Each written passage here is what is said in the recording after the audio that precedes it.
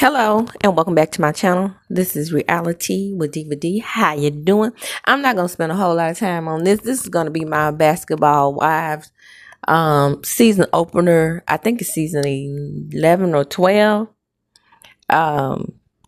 Episode 1. If I got that wrong, it will be in the description box. The reason why I'm doing this on speed dial is because it wasn't a bad episode, don't get me wrong. But usually in episode 1, we get just a refresher course, right?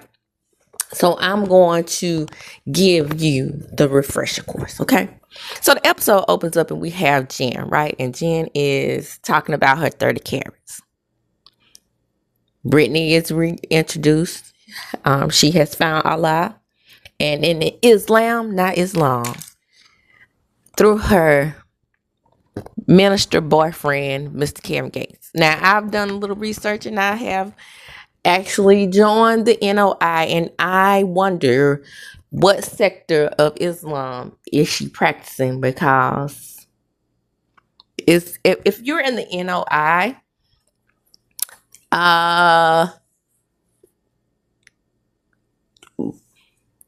kind of sort of multiple marriages is frowned upon. So my understanding is that he's still married to a young lady named Drika. Okay, so I'm trying to figure out how he's her husband again. Okay, Chantel is coming to the show. We have been reintroduced to Miss Chantel. Chantel is Jackie's daughter. She is Jackie's daughter by Doug Christie. Now, I've heard over time that she just looks like Doug, and she may not be Doug's child. My understanding is that she is Doug's biological child. My understanding is Jackie had 2 children with Doug, 4 marriages, and out of one of those marriages, besides Doug, only one of those children are not of him, which is Kyrie. Okay, that's my understanding. I might not be right about that 100%, but for the 100 some years I've been knowing Jackie before Basketball Wife, that's been how my understanding of things has gone. I met Jackie as she was swinging her purse down to the LA Lakers at Kobe Bryant. That was my first introduction to Miss Jackie Christie. Then I did research on her over the years and found out that she was at every home game, every away game. She followed that man like hot butter grease on cracklings. Yes, you know, you have to have hot butter grease to make crackling. That's country. Y'all ain't ready for that. So then we have Brandy Maxill. She is once again allergic. Not allergic. Slip of the tongue. Allegedly. From Mr. Jason. They are separated. Child, don't nobody care. Nobody cares. I think this season is going to be more centered around Jackie and Chantel's relationship. We find out that Jackie has allowed Chantel to move into the same building she's in. Chantel is actively married to a professional basketball player, which makes her a true basketball wife. But there are tensions between her and her mother. Those tensions began, from my understanding, at birth. See, this is how the golden child syndrome works, and I have full-on personal experience with this. My best friend, who lived less than a mile from me, had the very same situation. I told this story before. I'm not going to go into much detail about it. However, there are new subscribers here that may not know this story. I'm just going to break it down as simple as I can. My best friend's mother had 2 children. One child was light, one child was dark, different fathers. That explains that. But both fathers were African American. One child goes on to marry a black man. One child marries a couple of Caucasian men and one black man. So she's been married 3 times. The light-skinned one is that child who I speak of. And the light-skinned child is exactly the way Chantel is. Gives her mama hell. Even though she was the child that was doted upon. Now, here's the difference with Chantel. Chantel resents her mother because she knows that her mother... And so the golden child has disappointed her because she's coming up against her too. But I think her resentment lies from her not really raising any of the children because she was too busy trying to keep the groupies off of Doug and marrying him repeatedly over the years. While I took Jackie's side last season against Brooke, don't worry. I am anti-colorist over here on this channel. If you know me, then you know me well to know that I don't play that. And let's never forget that Jackie colorist ways was always in the back of my mind when I took her side. But I'm going to take anybody's side who is right in that moment. So don't ever get it twisted. I really, really, really am totally against the way Jackie treated Takari. That will always be a thing for me. Speaking of Takari, again, I always tell this story. I named my child as a mixture of Takari's name and Tahiri's name. So my baby's name is Takiri. Okay? So I liked Takari, but I didn't like the Kaka part. And I liked Tahiri, but I knew people would know that I named my child after Tahiri. So I put them together and I came up with Takiri. So moving right along. Then we have Evelyn. Okay, you know Evelyn is the big dog. Stop it with the big dog. Stop it with the big dog. And I don't like Evelyn either because even though she exposed, I said exposed. What the hell? Exposed is the damn Invisalign, y'all. Baby, when I tell you, when I took this Invisalign, I had no idea that I would experience the same things I did with metal wire braces. The only thing the difference is the time is a little different. The time, because I was in metal braces for about 2.5 years. But this right here gave me an unnatural lisp. And you know how I feel about people with lisp. But here we go.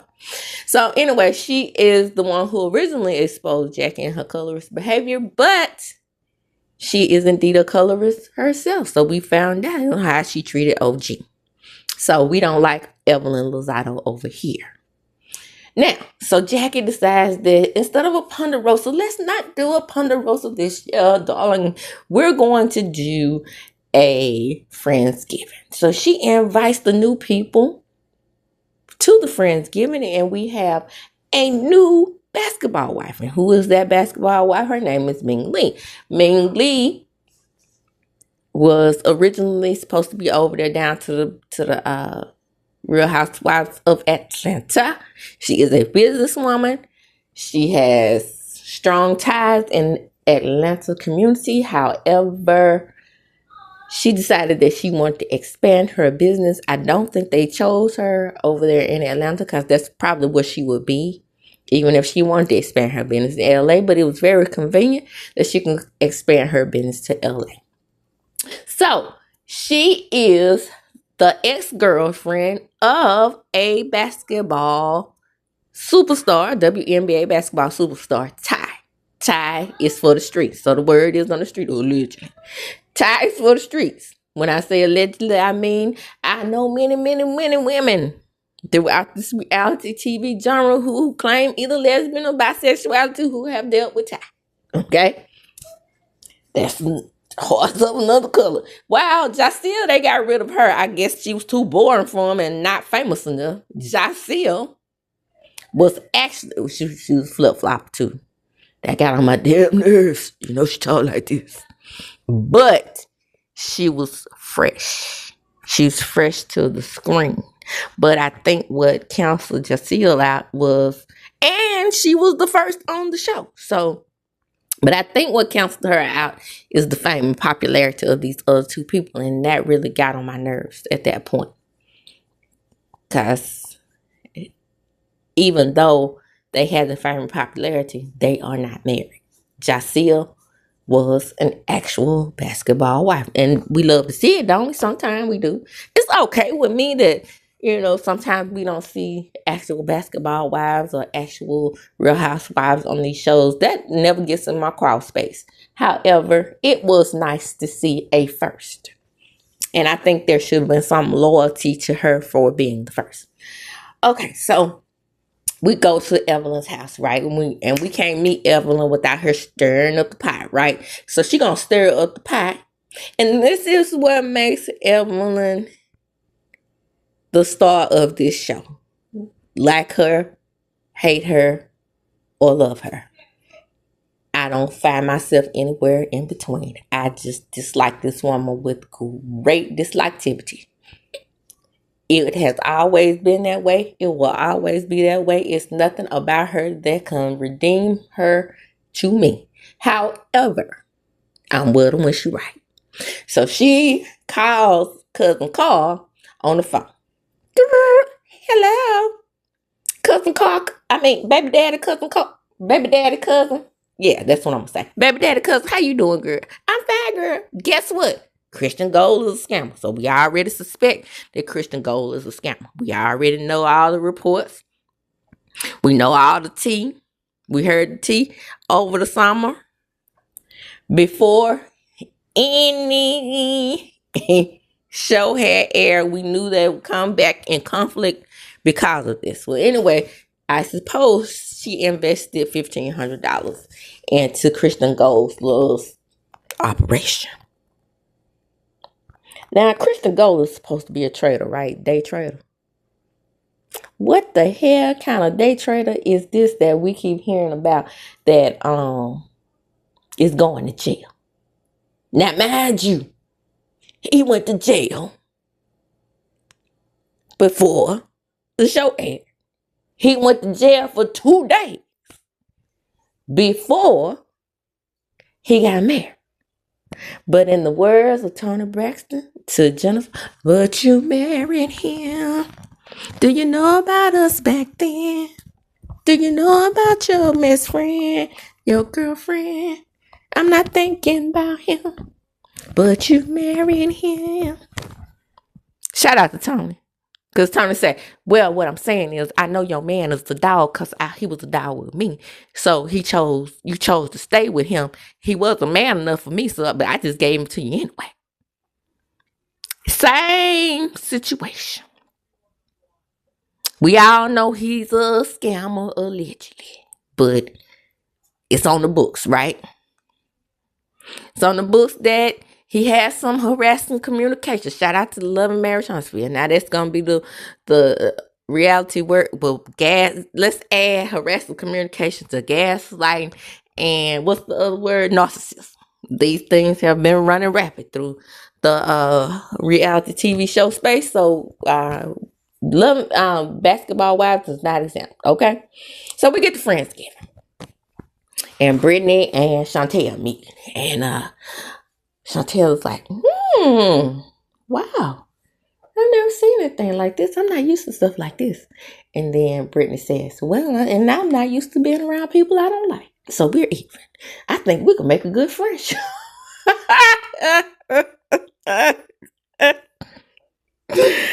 Y'all, Brittany got some singles. Don't get it twisted, because she had them last year when she said that Brooke's titties look like that lady from the Oblongs. If you know, you know. Basically, she said she had a botched boob job. So, that's neither here nor that's neither here nor there. I took it myself. Sometimes I do, because I have that kind of personality. So, anyway, we get to the turkey.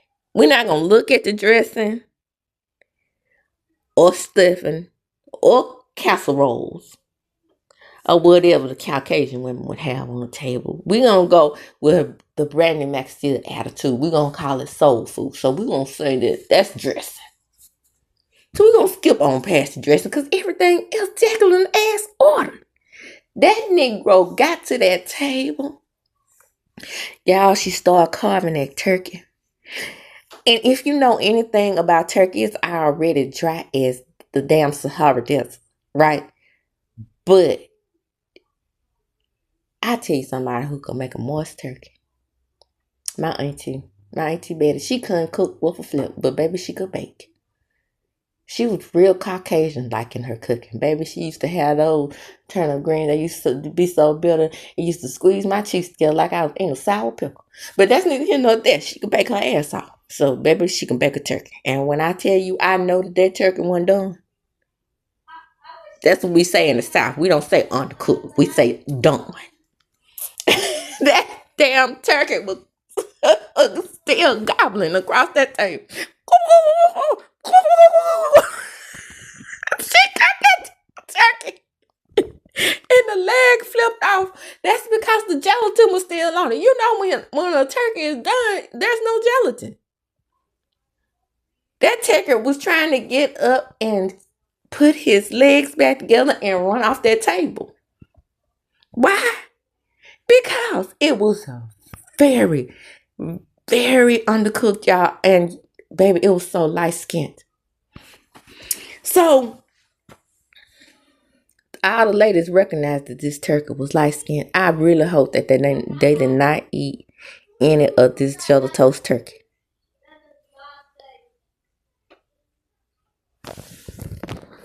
Well, we very much know how dangerous eating poultry can be these days when it's raw, right? We understand about salmonella. One of my guy friends told me one day I was making a red velvet cake, and he told me, "Girl, go on ahead and lick those beetles, cause we nothing happened to us growing up. But hell, we were lucky." That's what I told him. I said, "Hell, with all the advancements in medicine and understanding disease control, and we understand what causes things now, and now we know better. We should do better and know the fucking raw shit. Poultry causes damn salmonella. Moving right along. So we want to address the elephant in the room. Nobody was invited to Jen's beautiful wedding, allegedly. Because, baby, that wedding was garbage. Do you hear me? Over the top, looked like the spirit of Versailles. You know, just a hard mess, in my opinion. If you know about the spirit of Versailles. If you don't know, look it up. No need for me to break that down. It's just very eclectic and all over the place. And eclectic ain't always a good term. Let me tell you. So let's get right on into it. So, Jennifer, here's the elephant in the room, girl. I'm doing Evelyn in case you don't know. Well, I talked to Carl's cousin, and she told me that your man's is over here scamming people. Well, Jennifer, Joe Campbell, aka Joe Campbell, she says, well, Kristen don't even know that woman. I know you fucking man.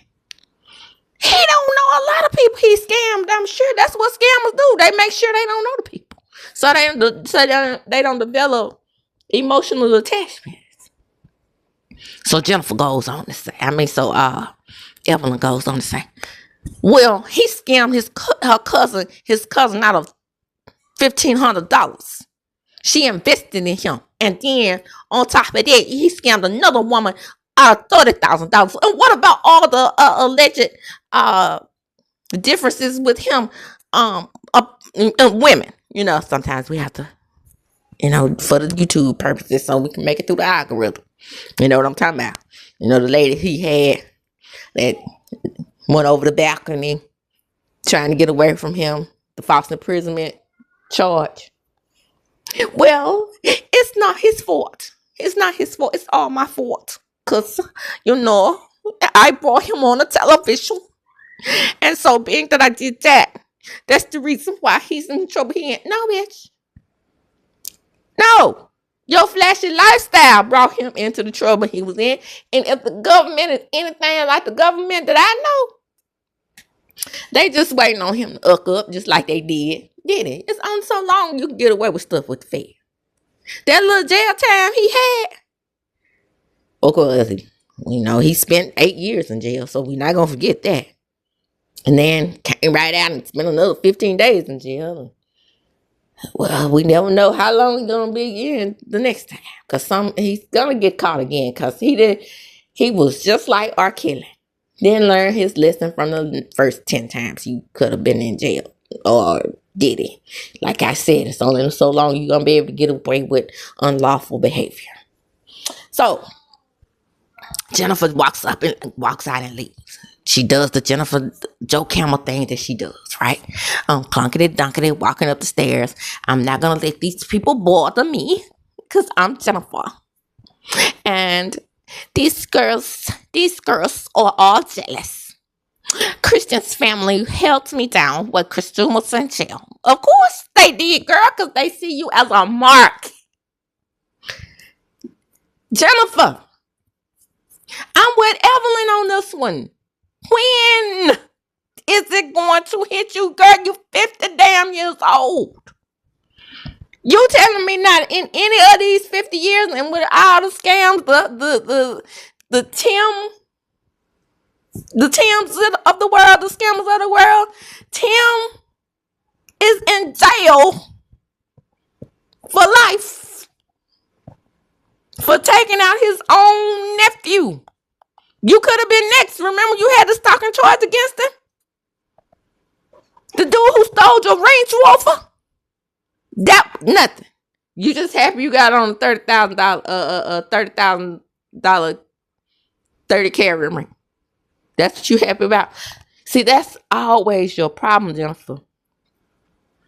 You see things through the eyes of materialism, and it's gonna get you in trouble every time, sis. It's gonna get you in trouble every time. She gets in the car. Next thing, she gets in the car with Christian. She picks him up from jail, okay, and tells him everything that Evelyn said. He said, my lifestyle one day only cost me $1,500. But did you give it back to her? Because a lot of those little bitty amounts of money, one person gives you $1,500. If 20 people give you $1,500, that's thousands of dollars already to add to your little collection and to finance Jennifer's lifestyle. Who do you think you fooling? That's how you're making real money. The small investors. Because nobody's gonna invest $100,000 into you and not really know. I believe that the $1,500 was set up to see if he was gonna give it back. Yep, I think it was. I think that in order for Evelyn to keep her name out of it, she elicited Carl's cousin, just like she did when she found out Jackie was a P2, to dig up dirt and to put him to the test to see was he going to give it back to her. Yes, I do believe that. So Jennifer has an interview, and she drags Evelyn and says, well, Evelyn doesn't have a man. She never had a substantial relationship. But ain't this how y'all met in the basketball world? Evelyn was everybody's jump off allegedly when you were married to not. So you have some semblance of a relationship. Does Jennifer told Evelyn she wasn't going to be her storyline? Does Evelyn have ulterior motive? Absolutely. Do I feel sorry for either of these people? Nope. Why? Because they have been bullied since Miami. So it's time for the bullies to turn on each other, even though they do it quite often. And the relationship never did get back to the same after Evelyn jumped on the table like a spider monkey and was trying to fight Jennifer. And Jennifer then raised her hands back to her. Well, Jennifer has the thug on her team now, so he may jump on you since he has jumped on women in the past allegedly. It's neither here nor there. I ain't in that. I ain't my story to tell, but girl, I'm gonna watch. Are you gonna watch? Well, if you're gonna watch, if you're not gonna watch, either way, come on in and watch my videos. Like, comment, subscribe to my channel. Hit the notification bell button. You will be notified when I upload a video. I'm going to close here. Don't forget to check out my Cash App. If you want to donate to the channel to keep the channel thriving, do that. That's a very good way to help me to continue to create good content for you guys. And as I do when I close, I'm going to chunk them up. Deuces.